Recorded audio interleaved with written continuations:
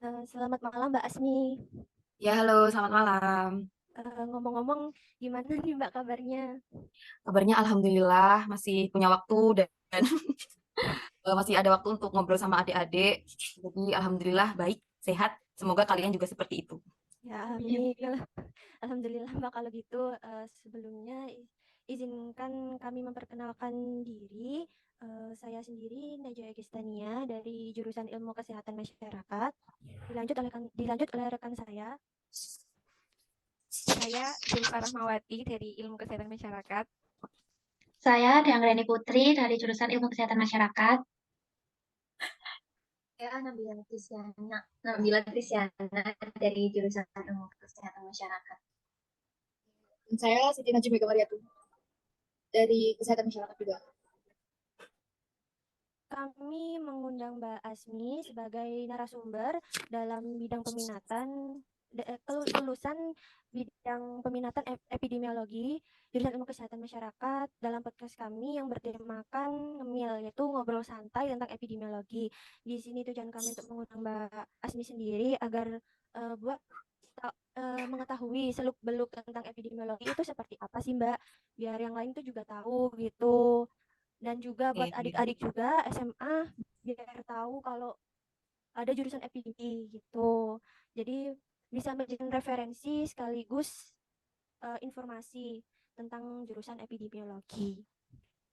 Kalau boleh, uh, kalau kalau boleh dan berkenan, uh, bolehkah Mbak Asmi secara singkat mengenal atau memberitahukan profil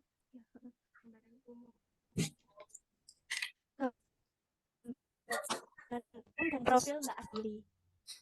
Oh iya, oke. Terima kasih kesempatannya, Najia, bener ya namanya? Najia dan siapa ini? Satunya? Pak, Oh, Zulfa. Oke, terima kasih kesempatannya teman-teman. Aku agak excited ya, teman-teman. Ternyata keroyokan ya hari ini. Aku kira cuma berapa orang gitu. Oke, teman-teman, perkenalkan, saya Asmi Kuroida.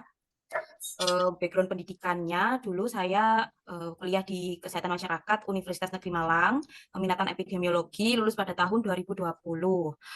Terus setelah lulus dari kampus, dulu di kampus saya ikut beberapa organisasi seperti himpunan mahasiswa jurusan, em, terus juga sempat di Dewan Perwakilan Mahasiswa.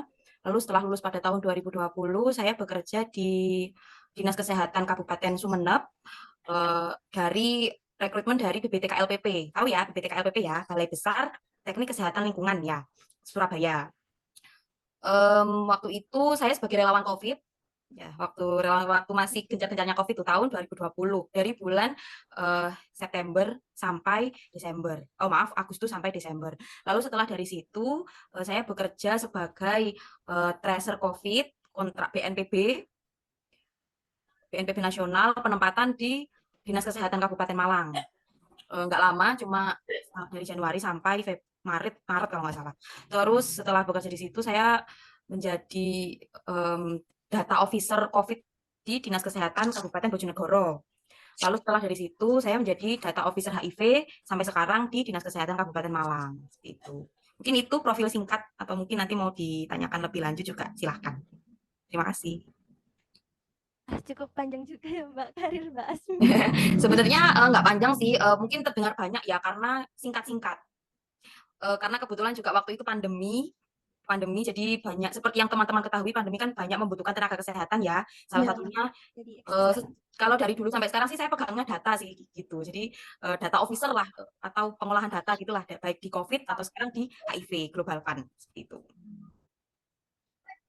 Mbak, gambar Ya. prospek kesehatan masyarakat secara umum. Oh, kesehatan masyarakat ya. Oke, mungkin aku mau recall nih, teman-teman sekarang peminatannya ada berapa di kampus sekarang, di kampus kita sekarang? Ada Ada 8, Mbak. 8, Mbak. Delapan. Apa aja tuh? Kesehatan reproduksi, terus ada AKK ya, Ya. 2. Ya, Terus Wrestling. ada wrestling, wrestling, ada EPID, ada K3, K3, Gizi. kurang gizi, gizi, kurang 2 apa guys? Hmm, Apa? Kespro udah tadi pertama. udah. biostaf itu. Oh iya, Promosi biostat. kesehatan. Sama satunya 8. Oh iya benar, Masya Promkes, Allah, bukan itu jiwanya promkes. ya, jiwanya Kesmas salah, Promkes ya benar. Ya teman-teman, jadi kan peminatan kita ada 8 ya. Sebenarnya tujuan dari peminatan itu adalah memudahkan kita untuk konsentrasi skripsi ya, tugas akhir kuliah. Jadi sebenarnya em, fungsi dari peminatan itu bukan untuk memecah belah dan lain-lain, cuma itu untuk memudahkan kita biar gampang mengerjakan skripsinya. Karena kalau kesehatan masyarakat kan terlalu luas ya teman-teman. Nah, untuk prospek kerjanya sendiri, kalau kesehatan masyarakat itu sangat luas menurut saya. Seperti yang kita ketahui, kalau tenaga kesehatan itu ada tenaga praktisi, ada tenaga klinisi ya. Kalau kita ketahui, kalau ada dokter, perawat, bidan dan lain-lain itu ya. Kalau dulu tuh zaman sebelum boomingnya kesehatan masyarakat ya nggak sih. Terus kalau sekarang itu SKM itu mulai banyak tuh. Nah, dengan banyaknya SKM itu ternyata teman-teman kesehatan masyarakat itu prospeknya lebih di manajemen kesehatan seperti itu. Baik di segala lini menurut saya, baik di dinas kesehatan, mau di puskesmas, mau di LSM, semuanya membutuhkan kesehatan masyarakat dan teman-teman bisa masuk. Nah, kalau tentang peminatan sendiri, apakah prospeknya epidemiologi, prospeknya kesehatan reproduksi, promosi kesehatan, itu sebenarnya menyesuaikan kebutuhan gitu. Apakah teman-teman epidemiologi bisa masuk di Promkes? Bisa banget. Apakah teman-teman Promkes bisa masuk di Epid? Bisa. Jadi gini ya, fungsinya peminatan itu kan untuk spesifikasi tugas akhir. Nah, apakah teman-teman perlu belajar peminatan lain? Menurut saya juga sangat perlu. Karena di epidemiologi pun, kalau sekarang kan saya kan di data officer HIV ya, itu juga membutuhkan kemampuan epidemiologi. Epidemiologi kan sama statistik kan agak saudara ya nggak sih? Iya. Mereka tuh Epid dan Biostat itu mereka menurut saya sebaiknya digandengkan gitu. Teman-teman yang sekarang di Epid itu juga sebaiknya bisa BIOS gitu, karena bisa pengolahan data, ada toolsnya. Kalau Epid itu kan distribusi penyakit ya teman-teman. Teman-teman itu sangat kaya pengetahuannya tentang perjalanan penyakit, etiologi penyakit itu lebih banyak di kita, lebih banyak di epidemiologi ya. Tapi pada penerapannya teman-teman juga perlu tools-tools pengetahuan umum yang menurut saya diperlukan sebagai sarjana kesehatan masyarakat, kayak kemampuan olah data, kemampuan menyampaikan, berkomunikasi di masyarakat, yaitu promosi kesehatan. Nah, gitu prospeknya banyak sekali kalau membicarakan tentang prospek pekerjaan kesehatan masyarakat gitu. Baik di industri, K3 juga bisa di industri. Apakah teman-teman epidemiolog bisa di industri? Bisa sekali, bisa di LSM, bisa di instansi pemerintahan. Kalau di instansi pemerintahan malah lebih banyak, bisa di rumah sakit, baik di dinas kesehatan, di puskesmas, semuanya membutuhkan kesehatan masyarakat. Jadi kalau untuk prospek menurut saya sangat luas, teman-teman bisa masuk karena teman-teman sesungguhnya adalah masuk di bagian manajemennya kesehatan seperti itu. Sebelumnya Mbak ya kita kan masih semester 1 ya, belum dapat epidemiologi, mata kuliah epidemiologi dasar. Kita mau tahu Mbak, di epidemiologi dasar nanti kita akan mempelajari apa saja? Apakah betul Mbak kita akan mempelajari seperti kayak penyakit, tentang penyakit yang menular dan tidak menular? Oke, recall kembali ya ke dulu aku waktu masih jadi mahasiswa. Jadi kalau untuk epidemiologi ini secara pengertiannya kan mata kuliah atau ilmu yang mempelajari tentang distribusi dan frekuensi penyakit ya. Jadi itu kita belajar tentang penyakit tapi tidak klinis, tidak perorangan, tapi kita belajar penyakit di masyarakat. Jadi kalau misalkan epidemiologi itu kalian akan belajar ukuran epidemiologi juga. Teman-teman bisa browsing ya, ukuran epidemiologi itu apa aja. Kayak case fatality rate, terus positivity rate gitu ya. Nah, itu angka-angka yang mewakili yang nanti ada artinya gitu. Nah, kalau untuk dasar-dasar epidemiologinya, itu nanti ada epidemiologi penyakit menular, epidemiologi penyakit tidak menular. Lalu kalau untuk mata kuliah itu sih sama, kalau epidemiologi itu dekat bahasanya sama surveillance kesehatan seperti itu. Kalau yang saya tahu ya Mbak, maksudnya kita kan kemarin kan mencari narasumber. Nah, kebanyakan kan banyak yang dari apa benar-benar jurusan epidemiologi, mesti gelar M.Epid ya Mbak. Oh iya. Jarang yang dari lulusan masyarakat peminatannya epidemiologi kan yang dari kesehatan masyarakat, kalau nggak K3 ya Promkes juga. Nah, yang saya tahu biasanya kan di lulusan epidemiologi itu bekerjanya itu di kayak lab laboratorium kesehatan. Iya. Mungkin teman-teman ini sedang proses mengenal ya, sedang proses mengenali kesehatan masyarakat, lalu sedang proses menganalisis situasi, mencoba untuk melihat-lihat kira-kira nanti kalau misalkan peminatan ini tuh kemana sih arahnya seperti itu ya. Iya, Mbak. Terus mencoba untuk mengumpulkan data tuh, lagi proses mengumpulkan data untuk lebih tahu tentang peminatan ini seperti itu ya. Jadi teman-teman kalau membicarakan tentang prospek peminatan, sebenarnya kalau peminatan epidemiologi itu kan distribusi dan frekuensi penyakit. Lalu kenapa kok kebanyakan mereka di laboratorium? Nah, teman-teman perlu verifikasi lagi, apakah itu benar? Apakah itu teman-teman baru menemukan 1-2 orang atau memang kebanyakan seperti itu gitu ya. Kalau membicarakan tentang pekerjaan, itu kan kebutuhan pekerjaan ya teman-teman. Bisa jadi Bapak Ibu yang MEPIT itu memang biasanya S1-nya kan SKM ya. Benar? Ya, Ya. S1 SKM, lalu mereka S2-nya MEPIT. Apakah mereka bekerja di laboratorium? Tidak. Ya, jadi kalau di lapangan pekerjaan, sejauh yang saya temui sekarang, kebanyakan yang SKM MEPIT itu mereka malah bekerja di dinas kesehatan atau bahkan di bagian penyakit menular atau di surveillance atau di penyakit tidak menular seperti itu. Kalau di laboratorium sih enggak ya, enggak, jarang. Kalau di praktisi ya, kalau yang saya ketahui sekarang tuh, karena mereka itu sangat dekat bahasanya dengan yaitu manajemen penyakit di masyarakat gitu. Jadi mereka banyak yang bekerja di yaitu dinas kesehatan di bagian penyakit menular, penyakit tidak menular. Kalau di Dinas Kesehatan Provinsi Jawa Timur tuh, kalau di HIV-nya, yaitu ada Ibu Eka Putri, nah beliau itu SKM MEPIT, nah beliau sekarang bekerja sebagai pengelola program HIV di Dinas Kesehatan Provinsi Jawa Timur, seperti itu. Kalau di kabupaten, saya masih jarang sih menemukan, kalau untuk yang MEPIT, biasanya MKes, seperti itu. Tapi kalau di praktisinya sekarang ya, praktisi Jawa Timur itu, kalau MEPIT biasanya di itu, penyakit menular, gitu, seperti itu. Itu sih. Mungkin selanjutnya akan dilanjut dengan teman-teman yang lain yang mau bertanya. Oke, boleh mungkin teman-teman mau tahu apa nih tentang EPIT? Mbak, mau nanya nih. Ya. Tadi kan Mbak bilang kalau di peminatan EPID itu mempelajarinya kan permasalahan kesehatan penyakit gitu kan. Kira-kira nih apa aja sih permasalahan kesehatan yang sedang populer gitu di masyarakat saat ini? Oke. Kalau permasalahan kesehatan, kalau karena aku sekarang di dinas kesehatan ya, jadi kalau membicarakan apa nih masalah kesehatan di masyarakat banyak sih. Yang mungkin yang sangat kita garis bawahi COVID ya teman-teman, yang saat ini lagi masih pandemi, kita masih pandemi meskipun sekarang juga maksudnya nggak se-hype dulu, nggak se-infeksius dulu, cuma sekarang masih jadi konsentrasi darah ya, kalau COVID-19. Terus kalau masalah kesehatan, kalau sejauh ini, kalau kita randomly membicarakan tentang kira-kira masalah kesehatan masyarakat Indonesia itu apa sih? Itu kompleks sih, kompleks. Bisa jadi kesehatan keluarga, bisa jadi sanitasinya, bisa jadi HIV juga masih menjadi masalah, dan juga TBC. Ya, TBC itu adalah penyakit menular yang infeksius kayak COVID sebenarnya, cuma tidak gimana ya ngomongnya.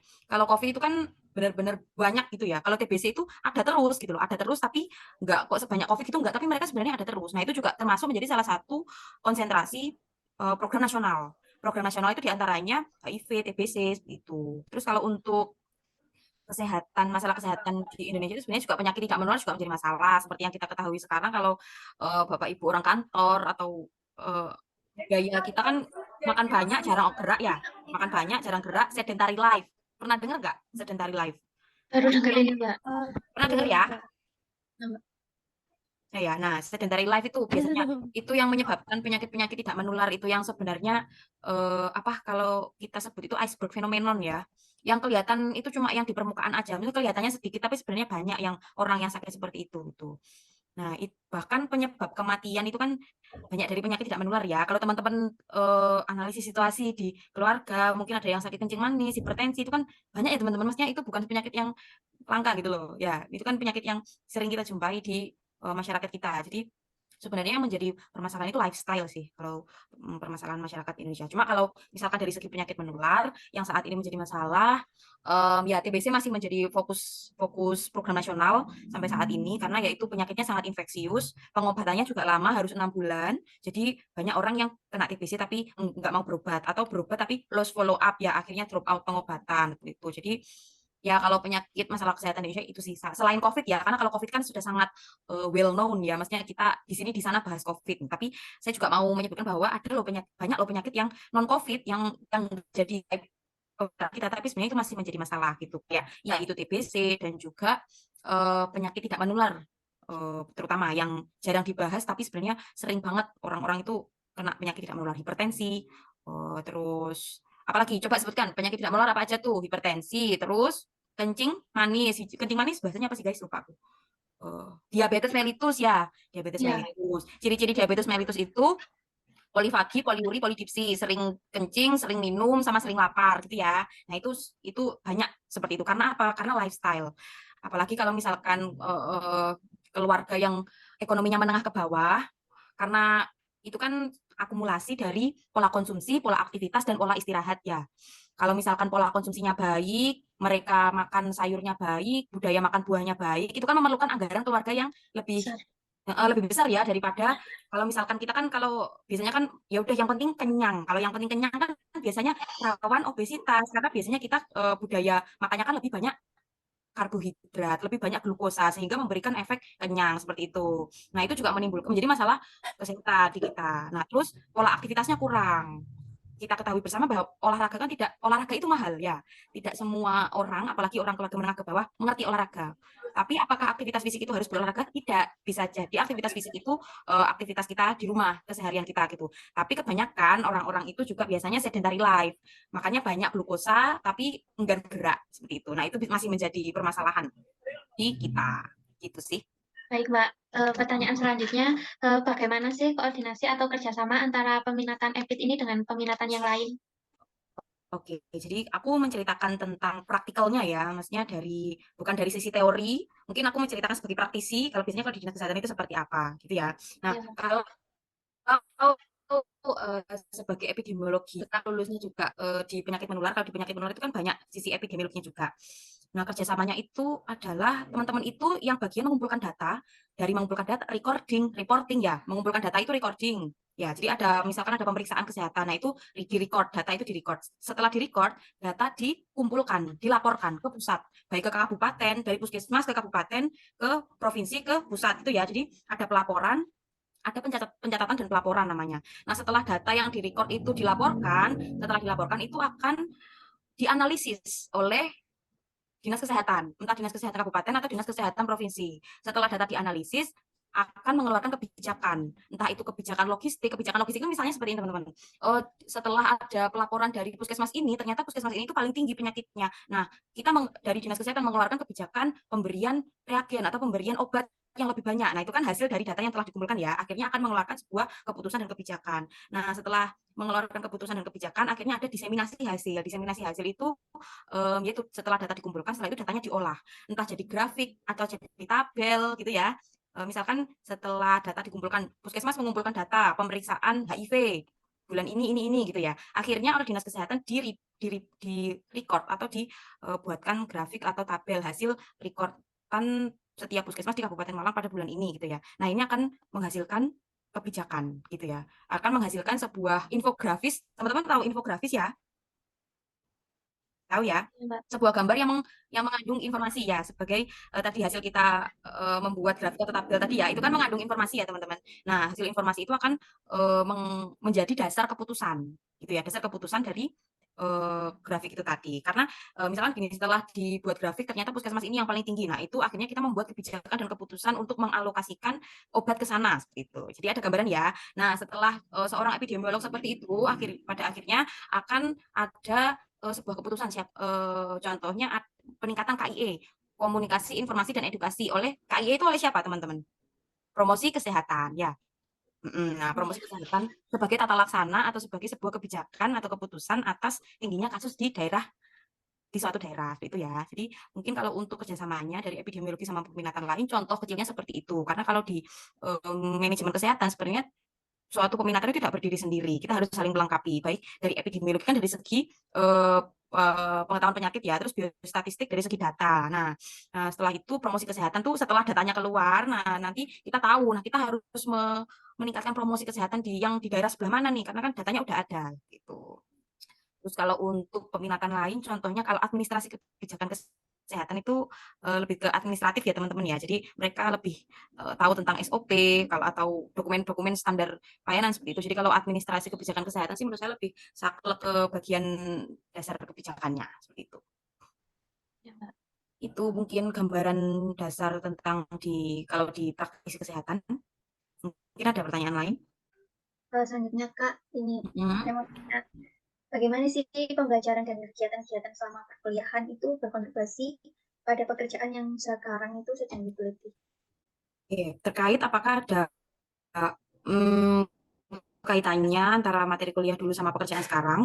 Kalau di saya sangat ada kaitannya. Nah, karena dulu waktu kuliah kan saya ambilnya peminatan epidemiologi ya, di mana itu intinya saya belajar tentang ukuran epidemiologi, positivity rate dan lain-lain, terus belajar tentang bagaimana suatu penyakit, bagaimana distribusi dan frekuensi penyakit di masyarakat gitu. Nah, itu sangat erat kaitannya dengan pekerjaan saya sekarang, yaitu sebagai data officer di Dinas Kesehatan. Karena pada saat ini posisi saya mengharuskan saya untuk mengerjakan eh, saya melihat sendiri gitu ya, melihat dan merasakan atau mengalami apa ya, ya melihatlah ininya. Saat ini kan saya mengerjakan data-data yang dikumpulkan dari puskesmas itu saya olah, lalu setelah diolah menjadi sebuah infografis yang menjadi dasar dari pengambilan keputusan oleh pimpinan gitu ya. Jadi saya mengetahui bagaimana sebuah data itu mempengaruhi kebijakan atau keputusan mengenai program kesehatan seperti itu. Jadi kalau untuk mengenai andil dari peran atau peran dari materi kuliah dulu sangat berperan, apalagi kadang sekarang pun saya masih refresh terakhir saya refresh sama Budika kemarin menyampaikan tentang surveillance epidemiologi di sebuah webinar sama alumni. Nah itu sangat membantu saya banget sebagai refresh materi ya, refresh materi dari kuliah ke sekarang menjadi seorang pekerja gitu, pekerja tenaga kesehatan seperti itu. Terus itu sih kalau kaitannya materi kuliah mungkin bisa jadi seperti itu kalau teman-teman yang linier pekerjaannya gitu ya. Nah kebetulan alhamdulillah saya sekarang linier antara dulu waktu kuliah sama sekarang saya di dinas kesehatan seperti itu. Pertanyaan selanjutnya, Mbak ini memilih peminatan epidemiologi ini memang karena minat atau ada faktor lain gitu, Mbak? Kalau untuk peminatan epidemiologi, jujur emang karena minat, karena eh, namanya peminatan ya, peminatan ternyata alhamdulillah sesuai minat ternyata. Jadi dulu saya suka biologi, saya suka mempelajari tentang makhluk hidup gitu. Nah, menurut saya yang dekat sama itu di kesehatan masyarakat ya epidemiologi seperti itu. Saya enjoy sih waktu masuk di peminatan karena mirip sama kedokteran ya. Bahkan dulu waktu di biomedik itu kami pakai pakai pedomannya juga pakai buku referensi kedokteran. Saya ingat saya dulu dokter Eri pakai itu.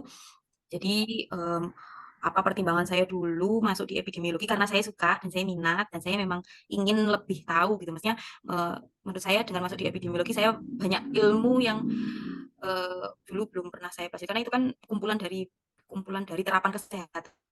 Itu tanya Mbak, lalu bagaimana tantangan ataupun suka duka yang Mbak jalani ketika mengambil peminatan epidemiologi ini dan lulus sebagai sarjana epidemiologi juga? Oke. Kalau suka dukanya, ya yang pertama susah. Sebenarnya kalau dimanapun, di peminatan manapun, itu pasti merasakan susah ya teman-teman. Susah karena Iya. belajar itu, ya itu normal gitu loh maksudnya. Kita pasti akan merasakan sulit. Tapi ya dari sulit itu proses bahwa kita nanti akan menjadi bisa. Karena kita melewati proses bertanya-tanya. Karena akhirnya kan kita belajar gitu. Nah, belajar itu prosesnya juga tidak langsung cerah dengan membaca terus kita langsung paham. Enggak. Tapi baca ini bingung, baca ini bingung, baca ini bingung. Terus setelah itu ada kalanya kita bahkan sering saya baru menemukan jawaban dari pertanyaan saya dulu waktu kuliah tuh sekarang waktu saya bekerja itu sering seperti itu. Jadi kalau misalkan membicarakan tentang keluh kesahnya, iya sulit dulu. Saya sulit memahami karena referensinya bahasa Inggris dulu ya, bahasa Inggris terus saya mencoba untuk mengkonekkan ini maksudnya apa, mencoba untuk mencari tahu tapi belum nemu titik terangnya. Terus akhirnya ya sudahlah yang penting kita lewati dulu. Tapi akhirnya ternyata baru tahu sekarang gitu ya. Jadi sebenarnya kalau proses keluh kesahnya di EPID itu kalau saya agak kesulitan untuk menemukan apa ya titik terang semuanya gitu loh. Jadi sebuah ilmu epidemiologi yang keseluruhan terus bisa semuanya itu ya baru setelah saya bekerja ini, baru setelah menjadi praktisi saya baru tahu bahwa oh ternyata kalau dulu waktu kuliah itu stepnya seperti ini seperti ini seperti ini. Karena baru tahu praktikalnya kan, baru tahu dari ilmu yang ruwet kemarin itu ternyata yang dipakai tuh ini di masyarakat gitu. Itu sulitnya seperti itu. Tapi ya nggak apa-apa karena saya merasa tertarik, jadi akhirnya saya tetap enjoy gitu. Karena menurut saya challenging gitu kan, kayak kalau di EPIK dulu kan ada praktikum teman-teman ya, saya ingat praktikum itu susah pakai mikroskop terus harus bikin laporan praktikum tapi menyenangkan karena teman-teman juga sama-sama, itu mungkin karena saya suka biologi ya, jadi saya enjoy belajar-belajar tentang makhluk hidup, tapi nggak yang banget-banget harus hafal gitu loh. Saya nice to know, tapi saya bisa belajar itu, gitu. Mungkin itu saja terlebih dahulu, Mbak. Oke, oke, oke, oke. Oke. Mungkin aku boleh nambahin dikit ya teman-teman buat Iya, boleh, Mbak. memperjelas hasil kita ngobrol tadi, boleh? Boleh, Mbak. Oke. Oke. Eh, Oke, jadi kalau untuk peminatan epidemiologi itu seperti yang teman-teman ketahui, kita belajarnya tentang distribusi dan frekuensi penyakit. Ya, biasanya di awal-awal nanti teman-teman akan diperkenalkan masing-masing penyakit dari etiologinya. Etiologi itu gejala, tanda dan gejala gitu loh. Ya, perjalanan penyakit. Teman-teman akan belajar masing-masing penyakit. Entah TB, biasanya kalau dulu di saya, tekniknya adalah presentasi diskusi. Jadi, per kelompok akan dikasih tugas epidemiologi penyakit TBC, epidemiologi penyakit HIV, epidemiologi ini. Nah, akhirnya kita akan belajar tuh. Di latar belakang kita akan belajar, akan kalau di proposal, ya benar ya. Bukan proposal, di apa? Di makalah, ya. Di makalah itu biasanya di awal-awal HIV adalah bla bla bla bla, ya, gitu ya, ada pengertiannya, terus ciri-cirinya, tanda gejalanya, terus HIV di Indonesia seperti apa gitu ya. Nah, sebenarnya nyawanya epidemiolog itu yaitu di bagian TBC di Indonesia seperti apa gitu ya. Jadi keadaan penyakit TBC di Indonesia saat ini bagaimana? Nah, itu epidemiologi TBC. Nah, itu kayak gitu. Tapi sebelum belajar tentang epidemiologi itu, tentang persebaran penyakit itu di negara kita, teman-teman harus tahu dulu pengertian penyakit itu apa. Terus penyakit itu tuh karakteristiknya apa sih? Gitu ya. Kalau TBC karakteristiknya ini disebabkan oleh tuberkulosis gitu ya, disebabkan oleh mikobakteria ini. Terus nanti karakteristiknya ini, tandanya ini, gejalanya ini, batuk 2 minggu tidak sembuh, terus bla bla bla bla. Nah, teman-teman harus tahu dulu dasarnya itu. Jadi intinya, sebelum teman-teman belajar tentang persebaran penyakitnya, teman-teman nanti akan harus belajar dulu karakteristik per penyakit. Seperti itu, gitu ya. Sampai akhirnya nanti ada tata laksana penyakitnya seperti apa, mungkin harus pengobatan 6 bulan, obatnya ini. Nanti bisa seperti itu. Tapi apakah sifatnya harus hafal? Biasanya nice to know aja. Teman-teman cuma harus, apa ya, tahu aja, yang penting tahu aja gitu loh. Nah, nanti teman-teman akan lebih dalam belajarnya di bagian epidemiologinya, surveillance-nya, cara menemukan kasusnya seperti apa. Nah, itu di bagian yang sebenarnya menjadi nyawanya epidemiologi di situ. Dari penyakit ditemukan sampai akhirnya datanya ngumpul, sampai akhirnya menjadi sebuah keputusan atau kebijakan di pemerintahan. Gitu ya. Kalau di EPID gitu. Terus, kalau keluh kesahnya itu tadi, mungkin karena kita berangkatnya bukan dari seorang klinisi ya, berangkatnya dari SKM ya, dan bukan kedokteran, tapi teman-teman nanti juga harus belajar tuh masing-masing penyakit. Jadi bisa jadi nanti referensinya teman-teman juga dari ilmu kedokteran. Gitu. Jadi buku-buku kedokteran. Kalau di kedokteran, kalau TBC kayak gimana? Tapi saya sarankan pakai bahasa yang sederhana. Gitu ya, karena kita kan bukan dari klinisi, jadi nggak perlu pakai referensi yang apa bahasanya klinis, bahasanya medis gitu ya. Bahasanya sederhana aja, karena teman-teman sebenarnya nanti akan lebih belajar ke penemuan kasusnya, sampai dari kasus ditemukan sampai kasus apa, sampai keputusan kebijakan di pemerintahan gitu ya. Karena teman-teman itu di manajemen tempatnya, bukan di klinik, bukan di klinisi gitu ya. Itu. Terus tadi yang terakhir, kalau misalkan dari kuliah sampai bekerja nanti epidemiologinya seperti prospeknya bagaimana gitu ya. Nah, jadi kalau prospeknya epidemiolog itu bisa di penyakit menular, bisa di penyakit tidak menular. Karena sebenarnya epidemiologi itu adalah persebaran penyakit, itu ya kata kuncinya. Kita belajar tentang persebaran penyakit. Jadi di penyakit manapun itu sebenarnya ada epidemiologi penyakit ini, epidemiologi penyakit ini gitu. Seperti itu. Gitu ya teman-teman. Mungkin itu terakhir biar karena tadi ngomongnya ke sini ke sana takutnya nggak ada garis lurusnya gitu. Nah, aku pengen menekankan bahwa epidemiologi itu ya persebaran penyakit. Tapi untuk mempelajari persebaran penyakit, teman-teman harus belajar masing-masing penyakit, entah dari karakteristiknya, terus dia penyakitnya dari virus apa. Nah, itu teman-teman harus belajar. Begitu. Terima kasih atas informasinya. Terus jawabannya ke Mbak. Pertama dalam bidang epidemiologi dan pemilik dan zakat. Ya, sama-sama. Semoga bermanfaat ya. Maaf kalau misalkan dari kata-kata tadi teman-teman ada yang kurang paham atau mungkin jawaban kurang tepat sasaran. Kalau pengen diskusi lebih lanjut, aku mempersilahkan teman-teman untuk menghubungi nomorku ya. Ya, terima kasih, Mbak. Iya, sama-sama. Terima kasih Mbak. Iya, sama-sama. Maaf Mbak, mengganggu Apa, waktunya. santai aja. Waktunya Mbak. Makasih ya, Mbak. Iya. Ini sih, Mbak boleh apa minta foto bareng. Boleh, boleh. Ayo, ayo. Bareng. Ayo.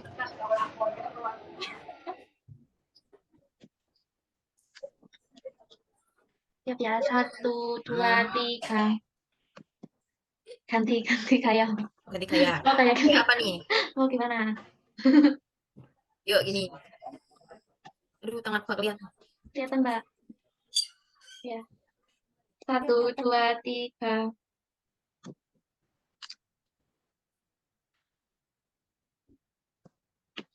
Lagi. Oke.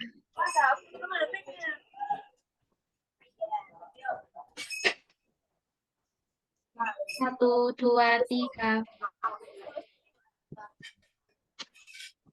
Sudah. Ya, oke. Makasih ya. Terima Semangat kasih, Mbak. kuliahnya. Terima Terima kasih banyak, Mbak. Ya. Sangat bermanfaat. kasih ilmunya. Aku izin live ya. Assalamualaikum. Terima kasih banyak ya, Mbak. Ya. Maaf, Mbak.